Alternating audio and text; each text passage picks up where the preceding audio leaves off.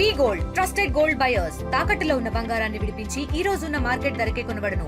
మరిన్ని వివరాలకు సంప్రదించండి 77107720. ఈ రోజు ఎవరైతే స్వయం ప్రకటితంగా మేధావులు అని చెప్పుకుంటున్నటువంటి వ్యక్తులు ఎవరైతే ఉన్నారో వివిధ ఛానళ్లలో సంబంధించినటువంటి యూట్యూబ్ మాధ్యమాల్లో శ్రీమతి కవిత గారిని కించపరిచే విధంగా వ్యక్తిగతమైనటువంటి దూషణలకు కూడా పాల్పడుతున్నటువంటి వి ప్రకాష్ను తెలంగాణ జాగృతి హెచ్చరిస్తోంది. వి ప్రకాష్ అనేటువంటి వ్యక్తి స్వయం ప్రకటితంగా తనకు తానే మేధావి అని చెప్పేసి ప్రకటించుకొని అనేక రకాలైనటువంటి దుర్మార్గమైనటువంటి పనులకు కూడా గడుతున్నాం. ఈరోజు కవిత గారు ఏం మాట్లాడిల్లు? కవిత గారు మాట్లాడినటువంటి అంశాలపైన చర్చ పెట్టాల్సినటువంటి మేధావి కవిత గారి యొక్క వ్యక్తిగతమైనటువంటి అంశాలు మాట్లాడేటువంటి స్థాయికి దిగజారినవనంటే నీ వెనుక ఎవరుండి మాట్లాడిస్తున్నలో ఈరోజు తెలంగాణ జాగృతికి మొత్తం కూడా తెలుసు.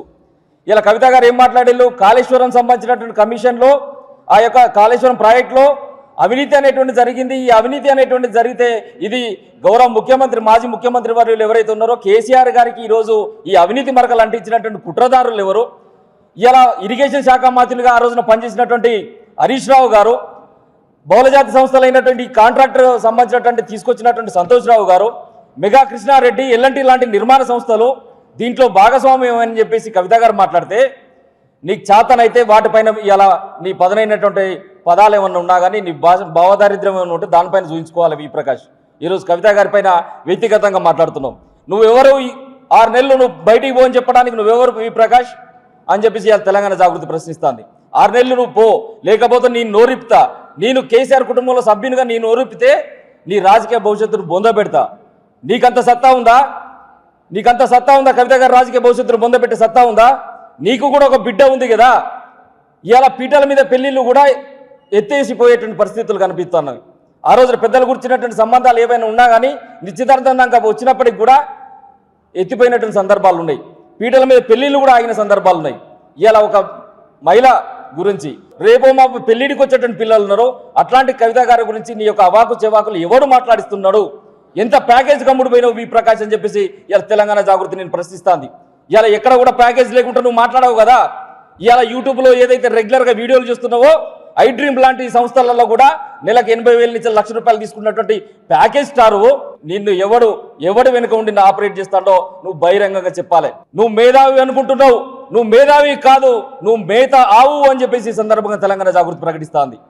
ఏ దొడ్లో గడ్డేస్తే ఆ దొడ్లో నువ్వు ఆ గడ్డి తిని మొరిగేటువంటి వ్యక్తి అని చెప్పేసి ఇలా తెలంగాణ జాగృతి ప్రకటిస్తోంది. ఇవాళ నీ అక్కస్ ఏంటిది? తెలంగాణ జాగృతి సంస్థ అధ్యక్షురాలు ఎవరైతే ఉన్నారో తనకు ఒక వ్యక్తిగతమైనటువంటి చరిష్మా ఉంది. తను కనుక ప్రజలలోకి పోతే తను చేసేటువంటి ప్రతి ఒక్క ఆరోపణలు కూడా జనం నమ్మేటువంటి పరిస్థితి ఉందని చెప్పేసి ఇలా కాళేశ్వరం సంబంధించినటువంటి ప్రాజెక్టులో జరిగినటువంటి అవినీతి ఏదైతుందో ఈ అవినీతిలో కూడా నీకు భాగస్వామ్యం ఉందని చెప్పేసి ఇలా తెలంగాణ జాగృతి ఆరోపిస్తోంది. నీ యొక్క మేధాశక్తితోని మేకవన్న పులిలాగా నేను మేధావినని చెప్పుకునేటువంటి నువ్వు నీ అవినీతిని కప్పిపుచ్చుకుంటున్నావు. ఇలా హరీష్ రావు గారి పేరు బయటకు వస్తే, సంతోష్ రావు గారి పేరు బయటకు వస్తే, నిర్మాణ సంస్థలు అయినటువంటి ఎల్ఎన్టీ సంస్థ కానీ నిర్మాణ సంస్థ అయినటువంటి ఇంకో మెగా కృష్ణారెడ్డి సంస్థ కానీ వీళ్ళ పేర్లు బయటకు వస్తే నీ పేరు కూడా బయటకు వచ్చేటువంటి ప్రమాదం ఉందని ఇలా నీ అక్కస, నీ కోపమా, నీ విద్వేషం దేనికి కారణమో ఇలా వి ప్రకాష్ చెప్పాలి. ఎందుకు ఫ్రస్ట్రేట్ అవుతున్నావు? ఛానళ్లలో ఎందుకు ఫ్రస్ట్రేట్ అవుతున్నావు? కవిత గారి పేరు చెప్పగానే అంటే నీ కూసాలు కదులుతున్నాయి, నీ కాళ్ళ కింద మట్టి కదులుతుంది. ఎందుకంటే నాడు వాటర్ రిసోర్స్ మేనేజ్మెంట్ డెవలప్మెంట్ కార్పొరేషన్కు చైర్మన్గా పనిచేసినావు, కాళేశ్వరం కార్పొరేషన్ లిమిటెడ్కు చైర్మన్గా పనిచేసినావు. ఆ రోజున ఉండబడేటువంటి ఆర్థిక శాఖ కూడా మొత్తం కూడా కాళేశ్వరం కార్పొరేషన్ లిమిటెడ్ ద్వారానే ఆ యొక్క వనరులన్నింటినీ కూడా విభజించి వివిధ నిర్మాణ సంస్థలకు ఇచ్చింది. అంటే నీ చేతివాటం ఎంత ఉన్నది? నీ చేతివాటం ఎంత ఉందని చెప్పేసి ఈరోజు తెలంగాణ జాగృతి ప్రశ్నిస్తోంది. ఇలా మేధావి ముసుగులు వేసుకొని నీ యొక్క అసత్య ప్రచారాలు చేస్తే తెలంగాణ సమాజం మర్చిపోతుందా? తెలంగాణ సమాజం నమ్మేటువంటి పరిస్థితులు ఉందా? ఒకసారి సమాజం చెప్పాలి. ఇలా ఈ స్వయం ప్రకటిత మేధావి ఏమంటాడు? కేసీఆర్ గారికి బీఆర్ఎస్ పార్టీలో 51% ఉంటుందట, హరీష్ రావు గారికి 49% ఉంటుందట. నువ్వెవడివి నిర్దేశం చేస్తానికి? నువ్వెవడి నిర్ణయం చేస్తానికి? 51% కేసీఆర్కి ఉంటే 49% హరీష్ రావుకు ఉంటే కేసీఆర్ కేటీఆర్ యొక్క వాటా ఎంత, వాళ్ళ కాంట్రిబ్యూషన్ ఎంతో ఇలా సమాధానం చెప్తావా? అంటే కేటీఆర్ కవిత గారు 0, హరీష్ రావు 49%, కేసీఆర్ 51% అని చెప్పేసి ఇలా ఈ అప్రకటిత మేధావి మాట్లాడతాడు. చివరకు ఎంత దుర్మార్గం అంటే నేను బీసీని అని చెప్పుకున్నటువంటి ఈ స్వయం ప్రకటిత మేధావి మున్నూరు కాపు సామాజిక వర్గం నుంచి ఉండి మున్నూరు కాపు సామాజిక వర్గం నుంచి మున్నూరు కాపు సంబంధించినటువంటి జాతీయ అధ్యక్షులుగా పనిచేసి ఆ సంఘం కోసం అనునిత్యం ఆర్నిషల్ కాపు పోరాడినటువంటి దేవన్న లాంటి వ్యక్తిని కూడా తొక్కిపట్టింది నువ్వు కాదా అని చెప్పేసి ఈ సందర్భంగా ప్రశ్నిస్తాను. అదేవిధంగా ఆ కులంలో నువ్వు అనేక రకాలైన ఘర్షణలకు తావిచ్చే విధంగా చేసింది నువ్వు కాదా అని చెప్పేసి తెలియజేస్తాను. అదేవిధంగా మెరుపుకు గనక ఎరుపును అద్దితే ఒక బహుజన బిడ్డ అయినటువంటి ఒక మారోజు వీరన్న ఒక అభ్యుదయవాది తన పేరు బయటకు వస్తుంది. అట్లాంటి అభ్యుదయవాది ఆ రోజున తెలంగాణ ఉద్యమాన్ని గ్రామాల్లోకి ఇస్తున్నటువంటి సమయంలో మారోజు వీరన్న పైన కుట్రలు చేసినటువంటి కుట్రదారుడు ఎవరు? ఇవాళ ఎక్కడో ములుగు ప్రాంతంలో అడ్వకేట్గా వకీల్గా పనిచేస్తున్నటువంటి నీకు ఖమ్మం సంబంధించినటువంటి భారత సంబంధించినటువంటి కమ్యూనిస్టు పార్టీ ద్వారా ఆ రోజున రాము అనేటువంటి ఖమ్మం ఇన్ఛార్జి ద్వారా మారోజు వీరన్నకు దగ్గరైనటువంటి నువ్వు మారోజు వీరన్న కూడా నిన్ను బ్లైండ్గా ఆ రోజున నమ్మడం జరిగింది. ఒక వకీలు తెలంగాణ ఉద్యమానికి అక్కడికి వస్తాడేమో వీడని ఆ రోజున పార్టీ సంబంధించిన నిధులను కానీ సాహిత్యాన్ని కానీ నీ దగ్గర పెడితే ఆ నిధులను ఖాళీ చేయడం కోసం నాడు ఉండబడేటువంటి చంద్రబాబు నాయుడు సర్కార్కి అమ్ముడు పోయినటువంటి దొంగవు నువ్వు కాదా? బహుజనుడు అయినటువంటి మారోజు వీరన్నను పొట్టన పెట్టుకున్న చరిత్ర నీది కాదా? ఒక్కసారి తెలంగాణ సమాజానికి ఇలా నువ్వు సమాధానం చెప్పాలి. సిద్ధేశ్వర్ అనేటువంటి ఒక కొవ్వట్టును పట్టుకొని ఆ కొవ్వట్టును లొంగబరుచుకొని బహుజన బిడ్డ అయినటువంటి మారోజు వీరన్న పుట్టబెట్టుకున్నటువంటి నీచ చరిత్ర ఒక నరరూప అంతకునివి నువ్వు ఈరోజు మేధావి అనేటువంటి ముసుకేసుకొని కవిత గారి పైన విమర్శలు చేస్తే తెలంగాణ జాగృతి చూస్తూ ఊరుకుంటుందా? ఒకసారి సమాధానం చెప్పాలి. భారత సంయుక్త రాష్ట్రాల కమ్యూనిస్టు పార్టీగా ఇన్ఛార్జిగా ఉన్నటువంటి రాము నీకు పరిచయం చేస్తే ఈరోజు కొవ్వట్టు సిద్ధేశ్వర్ను పెట్టుకొని నువ్వు మారోజు వీరన్నను చంపించింది వాస్తవం. దీనిపైన ఎట్లాంటి ఆ రోజున భారత కమ్యూనిస్టు పార్టీ కూడా 2001 సంవత్సరంలో ఫిబ్రవరి నెలలో నీ పైన పత్రికా సంబంధించినటువంటి ప్రెస్ నోట్ కూడా ఆ రోజున వారు రిలీజ్ చేసిళ్ళు. ఈ పాపం ముట్టగట్టుకుందుకు నువ్వు కదా. ఇవాళ నేను కేసీఆర్ కుటుంబ సభ్యునిగా నేను మాట్లాడితే కవిత రాజకీయ భవిష్యత్తు ఆగమవుతుంది, నేను నోరు మూసుకుంటానంటావా? 2008లో పార్టీ కష్టంలో ఉన్నప్పుడు ఈ రాష్ట్రంలో తెలంగాణ రాష్ట్రం రాకముందుకు సమైక్య రాష్ట్రంలో ఉప ఎన్నికలు వస్తే ఆ ఉప ఎన్నికలలో పార్టీ నుంచి తప్పుకొని పోయి పార్టీ కష్టంలో ఉన్నప్పుడు వివిధ సమైక్య పార్టీలకు అమ్ముడు పోయినటువంటి నువ్వు దేవేంద్ర గౌడ్తో నవ తెలంగాణ పార్టీ పెట్టించినట్టు దుర్మార్గు నువ్వు కదా. నవ తెలంగాణ పార్టీ కూడా మొత్తం బొందబడిపోయిన తర్వాత అది కూడా నీరుగారిపోయిన తర్వాత కపిలవాయి దిలీప్ కుమార్ను తీసుకొని తెలంగాణ విమోచన సమితి అనేటువంటి పార్టీని నిర్మాణం చేసినటువంటి దుర్మార్గు నువ్వు కదా. నీకు కూడా ఒక బిడ్డ ఉంది కదా, నీ బిడ్డ ఎట్లా పెళ్లి చేసుకుందో మాకు తెలియదా? ఇలా వ్యక్తిగత విమర్శలకు పోయేటువంటి కుసంస్కారం మా అధ్యక్షురాలు మాకు నేర్పలే.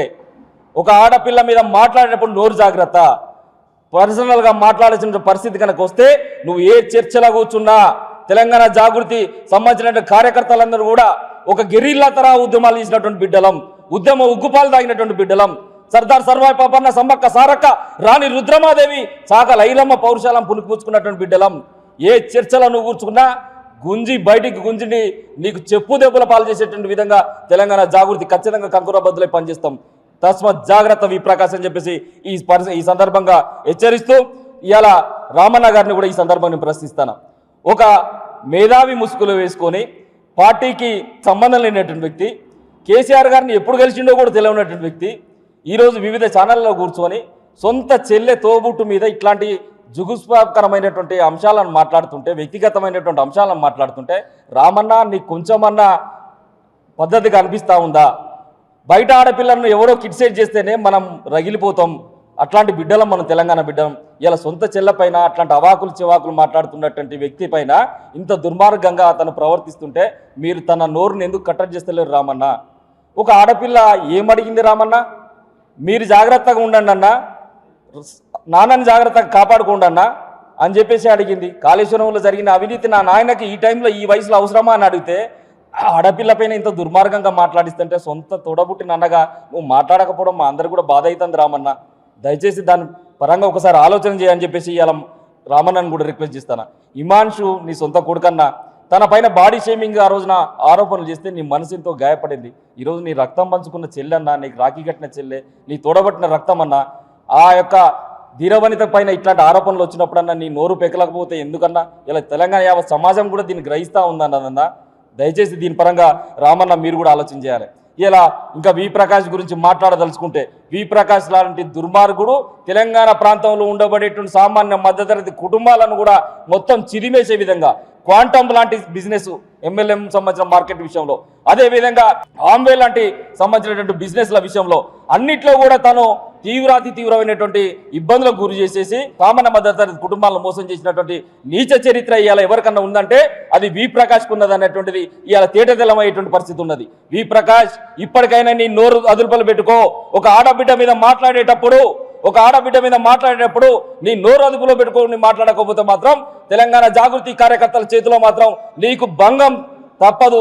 భౌతిక దాడులకు కూడా ఏమాత్రం వెనకాడమని చెప్పేసి వి ప్రకాష్ని ఈ సందర్భంగా తెలంగాణ జాగృతి పక్షాన హెచ్చరిస్తూ ముగిస్తున్నా. జై తెలంగాణ, జై కవితక్క, జై కవితక్క, జై జాగృతి. ఖబర్దార్ వి ప్రకాష్, ఖబర్దార్ వి ప్రకాష్, ఖబర్దార్ వి ప్రకాష్. తెలుగులో ఫాస్టెస్ట్ న్యూస్ ఇప్పుడు కొత్త అవతారంలో 5 సెకండ్లోనే పూర్తి వార్తా సమాచారం మీ చేతిలో. సోషల్ మీడియా ట్రెండ్స్ మీ కళ్ళ ముందుకే live TV and voice search options తో ఇప్పుడే డౌన్లోడ్ చేయండి. యాప్ లింక్ డిస్క్రిప్షన్ లో ఉంది.